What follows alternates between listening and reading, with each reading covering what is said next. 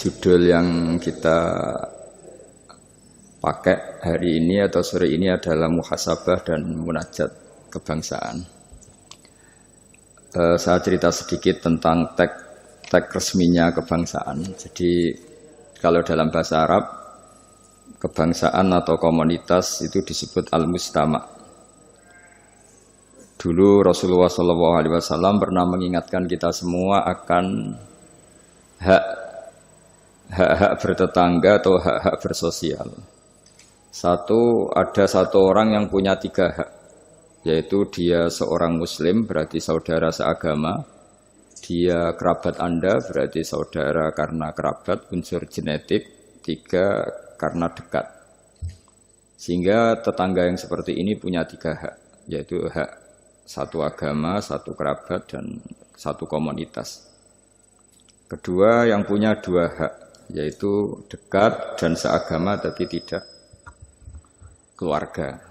Terus ketiga, yang punya 1 hak, yaitu atas nama mereka dekat meskipun beda agama. Sehingga dari dulu Islam tidak pernah bermasalah ketika berteman sama non-muslim, sama komunitas yang macam-macam. Karena ketika kita bertetangga, siapapun dia itu punya 1 hak untuk kita berbuat baik sebagai atas nama tetangga, disebut hakul jar. Lalu lama-lama ada komunitas yang bernama negara, baik bersistem republik maupun bersistem kerajaan atau dengan sistem-sistem yang lain, yang mengharuskan kita bersosialisasi secara baik. Nah, lalu yang jadi ciri khas pesantren, ciri khas khazanah ulama adalah berbuat baik sama orang lain itu gampang. Gampangnya itu dimulai bahwa dengan berbuat baik itu kita dapat pahala. Kedua, dengan cara tawaduk. Tawaduk itu tidak merasa benar sendiri, tidak merasa superior sendiri, tidak merasa paling top sendiri. Ada beberapa paradok yang mungkin menjadi pelajaran kita. Mungkin di antara kita ada yang doktor, ada yang profesor, ada yang kiai alim, ada yang macam-macam pengusaha top. Tapi seringnya orang tuanya itu kadang-kadang itu tidak tamat SD, tidak tamat SMP. Jadi orang nggak tamat SMP bisa mengkader atau menciptakan orang sampai doktor. Kadang-kadang kita yang dokter menjadikan anak naik kelas saja susah. Pertanyaannya yang pinter itu siapa gitu. Jadi orang awam bisa menjadikan anaknya alim, dokter, kiai.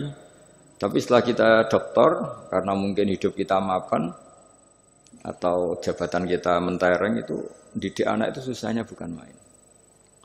Sehingga di sini orang harus berlatih kearifan. Dulu mungkin ketika kita kecil, karena dengan segala keterbatasan keluarga kita, juga komunitas kita, atau zaman kita itu yang menggerakkan kehidupan itu kearifan.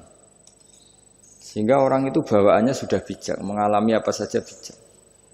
Misalnya nggak punya uang ya tetap punya harapan. Tapi kalau sekarang nggak, belum sudah ditabungkan, diasuransikan, sehingga orang itu kepercayaannya sama materi itu luar biasa, bergantung sama materi.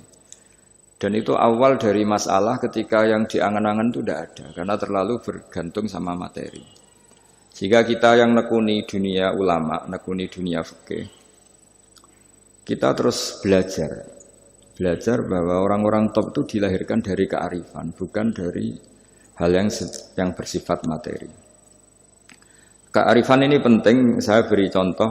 Dulu ada orang itu kholi itu dalam bahasa Arab artinya preman. Itu dia preman sekali. Ketika Nabi Isa jalan-jalan dengan Hawariyin, kaum pilihan, bawaannya orang soleh itu mulai dulu itu menarik, meskipun bagi orang yang tidak soleh. Jadi saya ulang lagi, bawaannya orang soleh itu auranya menarik, meskipun bagi yang tidak soleh. Singkat cerita, preman ini spontan ingin bergabung derekno Nabi Isa dan Hawariyin. Tapi apa yang terjadi? Si Hawari ini, pendereknya Nabi Isa itu mempercepat jalannya karena beliau nggak mau sejajar dengan preman tadi. Si preman melambatkan jalannya karena nggak ingin setara atau segaris dengan yang Hawari, karena merasa tidak soleh. Masa orang tidak soleh kok jalan bersama orang soleh? Itu merasa nggak pantas. Lah yang Hawariyin merasa ingin cepat karena angkuhnya, enggak ingin jejer orang preman. Saat itu juga Allah memberi wahyu kepada Nabi Isa. Wahai Isa, bilang ke santri kamu itu yang orang Hawariyin, semua kebaikannya saya hapus. Dan bilang sama yang preman itu semua keburukannya tak hapus. Yang satu dihapus kebaikannya karena angkuh, yang satu dihapus kejelekannya karena tawadhu. Kata Allah, liyas ta'nifa al-amalah. Dua-duanya harus mulai dari nol untuk menjadi orang baik. Yang satu kehilangan semua kebaikannya, yang satu kehilangan semua keburukannya. Sehingga dari cerita-cerita kitab seperti ini di kitab Ihya, saya menyaksikan sendiri guru saya Kiai Haji Maimun Zubair, bapak saya mulai cerita orang-orang soleh dulu. Itu bertetangga dengan siapapun enggak masalah. Karena ada orang yang sedang fasik, sedang preman, sedang itu dibahasakan sedang. Sedang itu enggak ada jaminan kalau berakhir dengan seperti itu. Jadi bagian dari kearifan kiai-kiai berbangsa dan bernegara karena tidak pernah menstigmasi bahwa orang lain itu lebih buruk ketimbang kita. Sehingga ya kita nyaman saja.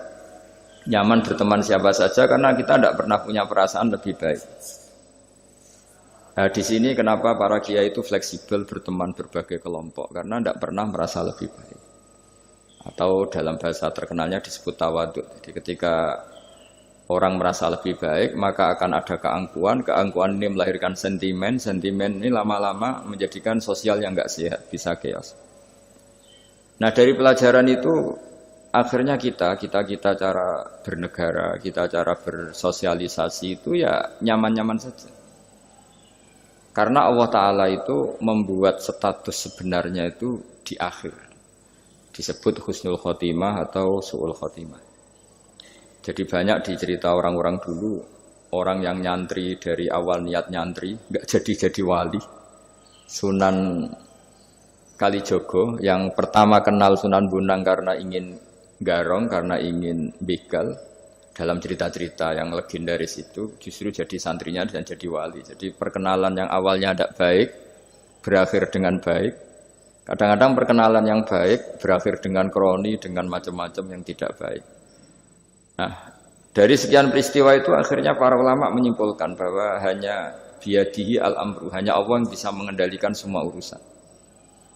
Sampai-sampai Nabi misalnya kurang berkenan sama namanya Wahsy. Karena Wahsy itu pembunuh Sayyid Hamzah, paman yang paling dicintai Rasulullah. Itu mangkelnya Nabi sebagai manusia itu yang mangkel betul. Tapi sama Allah justru Wahsy ini dikasih hidayat. Kemudian menjadi Islam dan Islamnya baik sekali.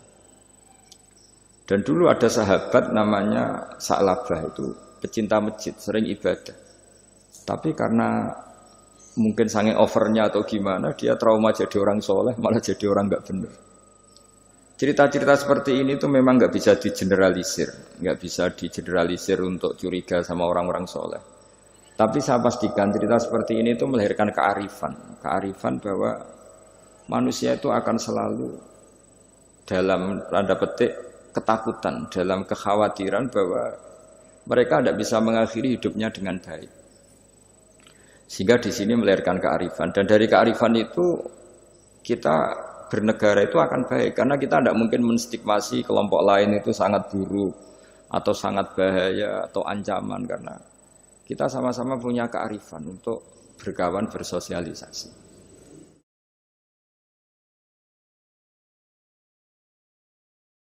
Kiai-kiai kecil itu kan lakunya itu ya di acara-acara kecil itu. Ya kalau kiai besarnya datang pasti ini enggak keduman itu. Jadi acara manakipan kok kiai besar datang wong jadi lakon itu benda ada acara gitu saja kok yang besar datang pasti jadi tidak laku itu. Ada acara seminar di SMP kok yang datang rektor Unifek itu kan terus nggak payu yang narasumber kecil-kecil itu. Jadi dibalik datang yang niatnya merakyat justru menutup atau memahjubkan orang-orang yang harusnya jadi aktor di situ. Itu kan ibarat kita bikin toko besar di daerah-daerah tertinggal. Niatnya baik supaya daerah itu maju, kebutuhannya terpenuhi. Tapi ini yang retail-retail kecil menjadi terancam. Nah, di sini terus ada kearifan dalam kitab hikam yang dijelaskan itu. Manusia itu siapa? Manusia itu orang yang saat baik saja itu ada jeleknya, apalagi saat jelek. Dulu bapak saya sering guyon itu. Kalau ada imam masjid istiqomah jadi imam terus. Sampai tua jadi imam tuh. Kan seringnya dipuji istiqomah. Tapi kata bapak saya itu, ya gara-gara dia ini istiqomah itu tidak ada kader. Sampai orang lain frustasi jadi imam. Jadi di balik istiqomahnya ini sebetulnya memahjubkan sekian kader imam gitu. Karena terus orang lain jadi imam nggak berani gitu. Dan akhirnya nggak ada kaderisasi. Tapi misalnya dia pelintan juga tidak baik. Masa imam kok pelintan kadang hadir kadang enggak. Orang yang terlalu mencintai istri juga gitu. Kalau terlalu harmonis pasti ibunya terancam, saudara-saudara keluarganya terancam, sehingga hubungan sosialnya dengan keluarganya kurang baik. Begitu juga dengan teman-temannya. Tapi kalau agama menyarankan dengan istri tidak mesra juga keliru. Masa menyarankan begitu? Tapi kalau terlalu mesra pasti hak-haknya yang lain terganggu. Nah ini yang disebut muhasabah. Muhasabah itu kata kitab hikam, kita harus mengevaluasi bahkan dalam hal-hal yang tadi, yang baik. Termasuk dalam kitab itu dijelaskan bahkan minta surga saja atau minta neraka itu ya kadang-kadang kurang baik. Bukan karena mintanya yang kurang baik begini. Orang soleh, ini cerita orang soleh. Nanti orang-orang yang soleh itu kalau ketemu Allah itu masih digojlok lah, masih agak-agak disalahkan gitu. Kenapa kamu ibadah terus gitu? Gusti karena saya ingin masuk surga gitu. Yang satu ditanya, kenapa kamu ibadah serius? Karena saya takut masuk neraka gitu. Akhirnya Allah ngendikan masyhur itu dalam hadis, laulam akhluk jannatan wala naron alam akun ahlan an uto'a. Lalu andaikan saya tidak bikin surga atau neraka, lalu kamu tidak nyembah saya. Berarti kamu nyembah saya karena saya bikin surga, saya bikin neraka. Andaikan saya tidak bikin surga atau bikin neraka, berarti kamu tidak nyembah saya. Kaget orang soleh ini. Padahal Allah selalu Tuhan meskipun tidak bikin surga dan tidak bikin neraka. Tapi orang bisa baik itu karena dimotivasi ada surga dan neraka. Tapi andaikan kita menyembah Allah karena surga, karena neraka, problemnya lalu kalau Allah tidak bikin surga apa neraka, apa kita terus tidak baik? Tidak menyembah Allah. Sehingga kalau di Quran itu ada fattakun nar, tapi ada fattakun ya ulil albab. Takutlah kepada saya kalau kamu punya akal. Jadi takutnya bukan kepada tidak masuk surga atau takut masuk neraka, tapi takutnya pada Allah Subhanahu wa ta'ala. Begitu juga hubungan kita dengan istri. Tidak muji istri itu gimana? Kita misalnya ditanya, kenapa kamu mencintai istri kamu? Karena dia cantik, karena dia baik. Sebenarnya kalimat itu bahaya. Bahayanya adalah berarti suatu saat Mas aku nak serayu kira seneng aku. Tapi kebetulan rata-rata istri ini diomongin gitu tuh bangga. Karena dipuji cantik. Padahal sebenarnya ini masalah. Kalau mencintai karena cantik, suatu saat pasti tidak cantik. Artinya apa? Apapun pilihan kata kita, sebenarnya ada banyak masalah. Karena tadi, menurut kitab hikam, manusia itu siapa? Orang yang saat baik saja itu ada jeleknya. Kalau kamu mencintai seseorang karena dia baik, berarti suatu saat kalau tidak baik, kamu tidak cinta. Bukan karena kemanusiaan. Kalau kamu menyembah Allah karena surga, andaikan Allah tidak bikin surga, berarti kamu tidak menyembah Allah.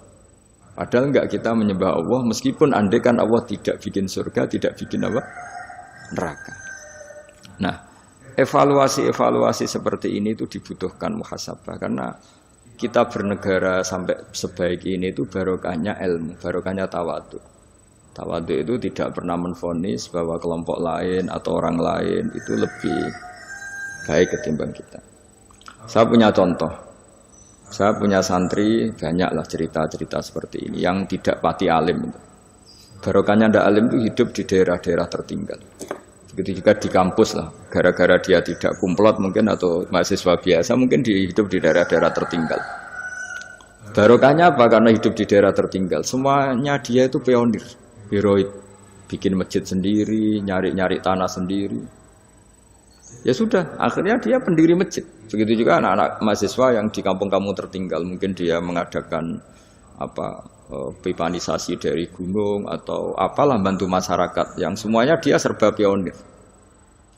Tapi kita yang mungkin elit, beberapa santri yang pinter mungkin karena juara tahfidz atau juara apa, terus diumrohkan ke Mekah.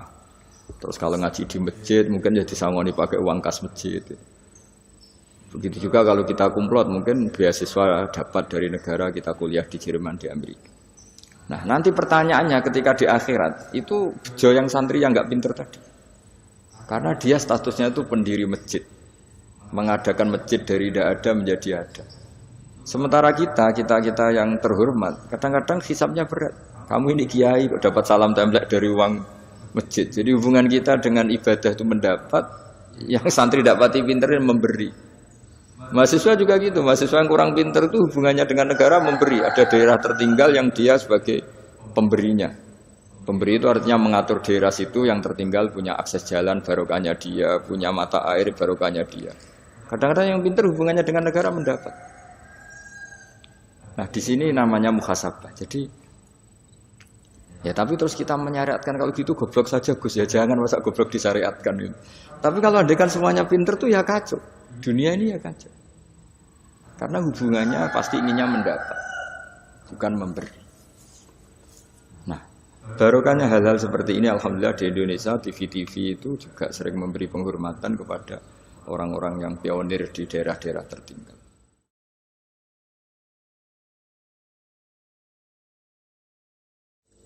Nah ini penting saya utarakan supaya perasaan kita berbangsa dan bernegara itu jaga empati sama yang lain, jaga kehormatan, jaga.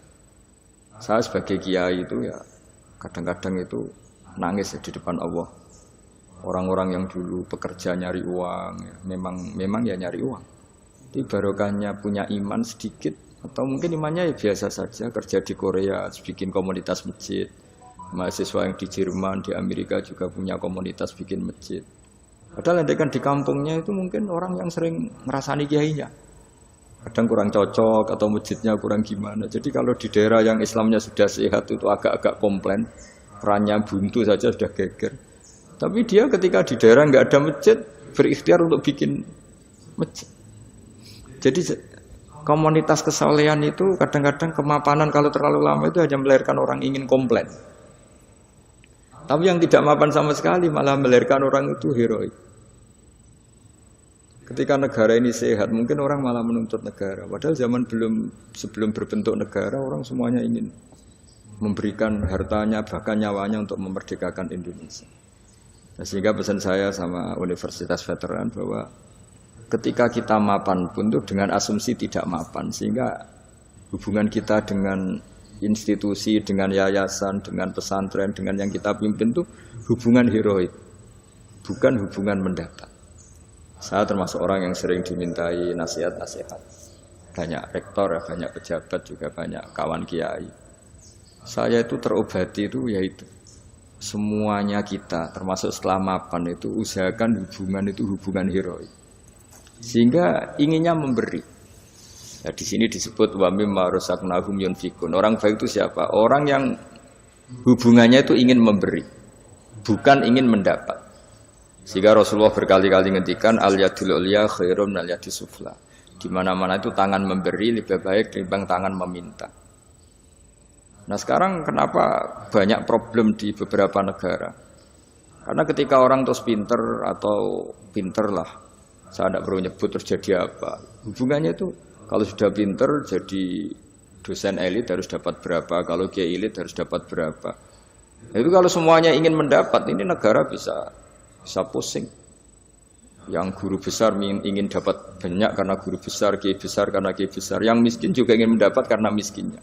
Nah kalau semua orang yang pinter, yang bodoh, setengah pinter, setengah bodoh hubungannya dengan negara ingin mendapat, ini negara bisa keteter. Tapi kalau hubungannya ingin memberi, atau kalaupun ingin mendapat ya sumbut lah, kalau orang Jawa sumbut dengan yang diberikan, itu insya Allah semuanya akan stabil. Jadi intinya agama ini menitik beratkan supaya hubungan kita dengan orang lain, dengan negara itu kalau bisa hubungannya itu ingin memberi, bukan ingin mendapat. Tapi kalau semuanya yang miskin merasa berhak mendapat karena miskinnya, yang guru besar karena guru besarnya, kiai besar karena kiai besarnya, semuanya menarik dirinya sendiri, ini akan kacau. Nah, dulu zaman pra-kemerdekaan atau kalau dalam Islam pra-kemenangan, itu semua sahabat, semua saudara kita kalau dalam pra-kemerdekaan ya semua orang Indonesia hubungannya sama negara itu inginnya memberi. Jika negara ini bisa berdiri, bisa merdeka ketika sebelum ada institusi, belum ada tata struktur negara. Sementara negara sesehat apapun kalau hubungan masyarakatnya ingin mendapat, Itu berat. Nah, di sini heroiknya para leluhur kita bahwa mereka bisa melewati masa-masa sulit karena dengan mental ingin memberi. Ya memberi apa saja, entah pikirannya, entah keuangannya, bahkan kalau dulu nyawanya. Jadi ini yang saya titik beratkan. Sebelum saya tutup, saya ingin cerita ya tentang saya jelaskan.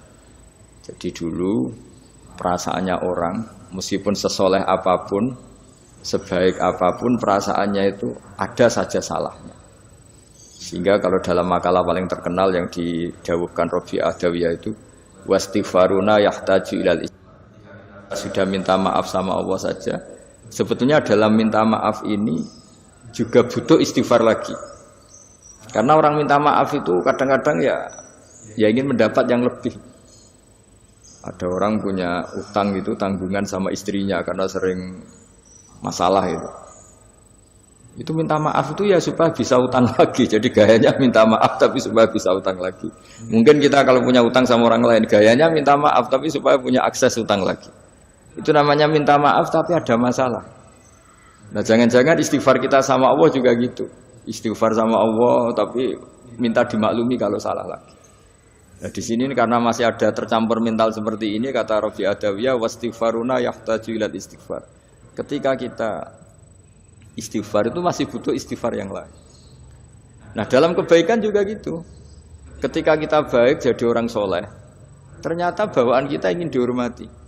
Dulu sebelum kita soleh itu ya kalau di majelis di belakang nggak tersinggung, nggak diperlakukan khusus, nggak tersinggung. Tapi setelah kita soleh, setelah kita kiai, setelah kita dosen, setelah kita rektor, kalau nggak duduk di depan tuh kayak nggak diregani. Itu ya termasuk mental-mental yang kurang baik kalau dalam ilmu tasawuf. Justru setelah kita terpelajar, malah permintaannya aneh-aneh. Padahal agama ini hanya mengajarkan wa ma umiru illa liya'buduha mukhlishina lahuddin. Agama ini hanya mengajarkan kalau ingin jadi orang soleh yang ikhlas. Kalau ingin jadi dosen, ya dosen yang ikhlas. Kalau ingin jadi guru, ya guru yang ikhlas. Karena biaya ndak ikhlas itu mahal sekali. Dan kalau sudah mahal sekali ini negara bisa jebol, sistem sosial bisa jebol. Jadi ini hal-hal yang khas kiai karena kalau yang kajian kampus saya yakin Pak Rektor, Pak Wakil Rektor dan Pak Ketua Yayasan lebih tahu, anak-anak mahasiswa lebih tahu. Saya kalau ngaji di kampus memang kan cerita khas pesantren karena justru ini saling melengkapi. Saya tidak berubah basi bicara ilmu khas mereka karena mereka lebih tahu. Kalau dalam bahasa Rasulullah SAW, antum a'lamu bi umuri dunyakum. Kamu lebih tahu tentang urusan yang kamu geluti. Tapi kalau urusan akhirat, urusan agama mungkin karena kita yang menekuni itu mungkin kita lebih tahu. Nah, di antara ilmu yang saya utarakan hari ini, sore ini bahwa orang soleh sendiri itu sebetulnya nanti masih ditanya sama Allah tadi. Kenapa kamu nyembah saya? Karena ingin masuk surga. Kenapa kamu nyembah saya? Takut neraka. Lalu kamu tidak hormat saya, kata Allah. Ketika saya tidak bikin surga, tidak bikin neraka. Akhirnya mereka sadar bahwa ibadah itu harus murni karena Allah Subhanahu wa Ta'ala. Bukan karena takut masuk neraka, juga bukan karena ingin masuk surga. Ya sama seperti kita mencintai anak kita, yaitu sebagai karena anak kita. Jangan karena anak kita ranking 1, anak kita kumplot. Lalu terus kita membiarkan anak kita saat ada anak kelas. Toh tetap anak kita. Saya mencintai suami saya karena dosen penghasilannya banyak. Lalu suatu saat kalau ada masalah di PHK atau ada masalah terus tidak suami kan. Makanya di sini agama itu sangat menyarankan kesejatian. Jadi dia suami kita, dia anak kita. Apapun kondisinya. Nah kira-kira gitulah. Ikhlas itu kira-kira seperti itu. Jadi jangan sampai alasan-alasan yang bersifat materialistik itu yang menjadikan kita mencintai istri karena cantik, mencintai suami karena hasilnya besar. Suatu saat kalau itu berubah, kita akan masalah. Di sini agama menyarankan ikhlas, ikhlas, ikhlas. Makanya semua kitab di khazanah kita dimulai bab niat. Bab niat. Niat itu begini, begini, begini. Sehingga ada seorang yang tanya, kenapa ahli surga masuk surga selamanya? Padahal amalnya paling banter 80 tahun. Tetapi kenapa ahli neraka akhirnya masuk neraka sampai selamanya? Padahal kalaupun dia bejat hanya 80 tahun. Itu dijawab oleh ulama-ulama. Orang mukmin itu berkomitmen akan iman andikan hidupnya selama-lamanya. Sehingga dibalas dengan masuk surga selama-lamanya. Sementara orang yang fasik, yang berbuat hanya mengumbar nafsu, bayangan dia kalaupun hidup 1000 tahun ya akan begitu terus. Dan dia ketika mati dengan status dia berencana andaikan sehat maksiat terus. Karena punya rencana seperti itu diganjar neraka yang selamanya lama. Maka saya mohon niat ini juga yang harus mengilhami para rektor, para dosen. Andai kan sudah ada jabat pun tetap berkomitmen pada institusinya, pada yayasannya. Jangan kalau jabat serius, kali tidak jabat malah ganggu. Itu nggak boleh. Harus. Saya sendiri juga gitu. Saya populer apa enggak, saya keren apa enggak, saya akan berkomitmen tetap mengkhidmati agama ini. Nah, dengan seperti itu berarti sudah biniyatin solihatin, punya niat yang baik. Saya kira demikian karena memang suasananya masih pandemi, tapi ya tetap terima kasih meskipun lewat virtual, tapi saya mohon sekali komitmen ikhlas ini dan tawadhu ini. Karena bernegara itu, kalau negara mungkin jaganya kan lewat tentara, lewat polisi, lewat institusi, lewat aturan-aturan itu semua orang supaya merasa tertib. Tapi kita sebagai kiai, tertib itu dimulai cara tawadhu tadi. Karena kita tidak merasa paling benar, sehingga hubungan dengan siapapun kita akan baik. Tapi kalau sudah orang merasa benar sendiri, bahkan saya dengan anak saya itu ya sering takut. Ya karena jangan-jangan benar anak saya. Saya berkali-kali cerita di mana-mana. Bapak saya itu kalau ada santri sedang guyon mau manggil itu gak jadi. Padahal beliau ingin memerintahkan untuk urusan apa. Alasannya bahagia itu mahal. Sehingga kalau saya jadi manggil ganggu bahagianya santri ini. Saking tawaduknya bapak saya.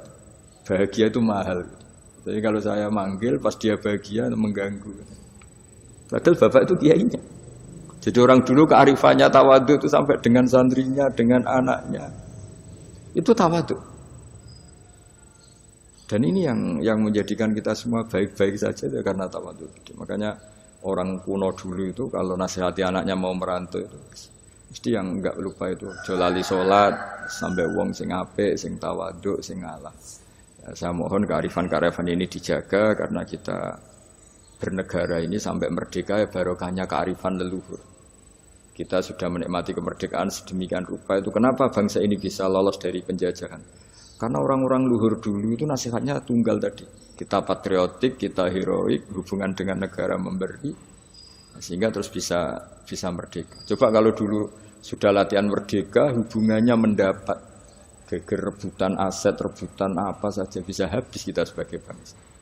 Saya kira demikian. Assalamualaikum warahmatullahi wabarakatuh.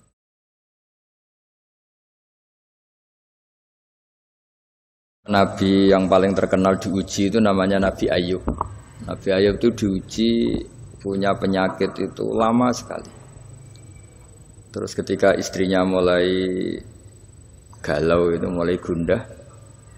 Ini, kamu itu Nabi kok diuji sampai sekian lama terus.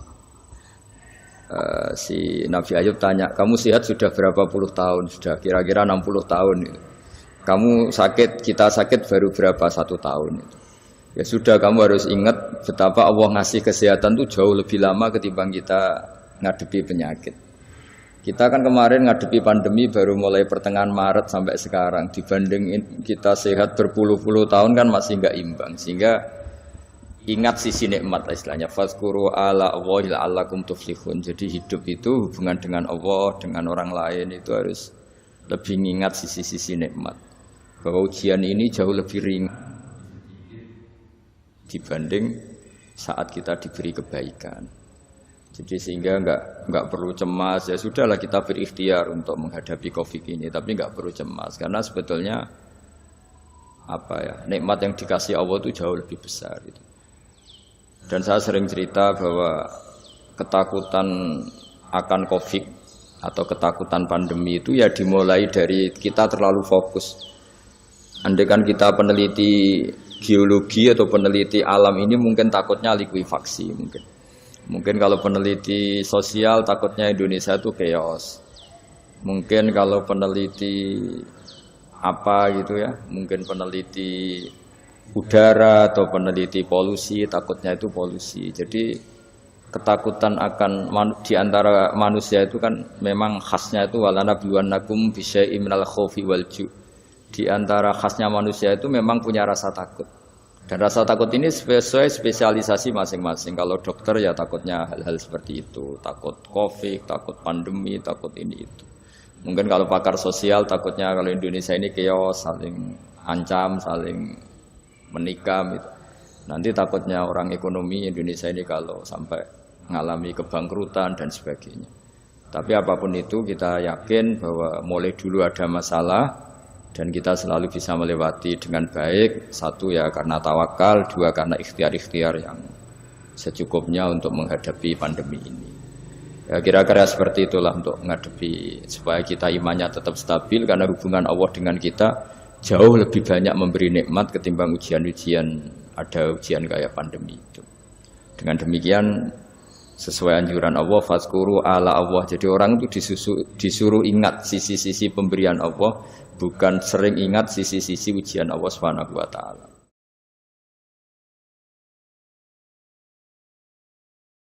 Dari salah satu dosen Universitas IFED, Mas Dika Febiarsa, tawaduk guru atau dosen kepada siswa atau mahasiswa seperti apa? Bagaimana sikap siswa atau murid zaman sekarang yang terkesan kurang menghormati kepada gurunya, Gus? Itu keluhan. Oh, keluhan nggih Gus ini. Itu bukan pertanyaan. Itu enggak pertanyaan, itu keluhan. Begini ya Kak, curhat itu ya.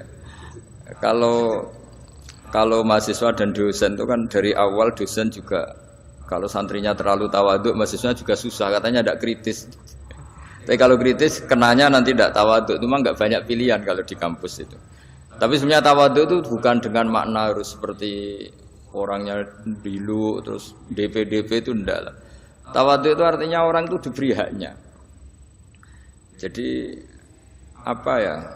Ketika orang lain kita mengasumsikan, ya saya ulang lagi, kita mengasumsikan gambaran tawaduk, maka dengan asumsi itu kita gampang kecewa. Misalnya bayangannya kalau kita masuk kelas, misalnya mahasiswa berdiri semua, terus ketika kita ngajar materi semuanya diam, oke itu keinginan yang baik gitu.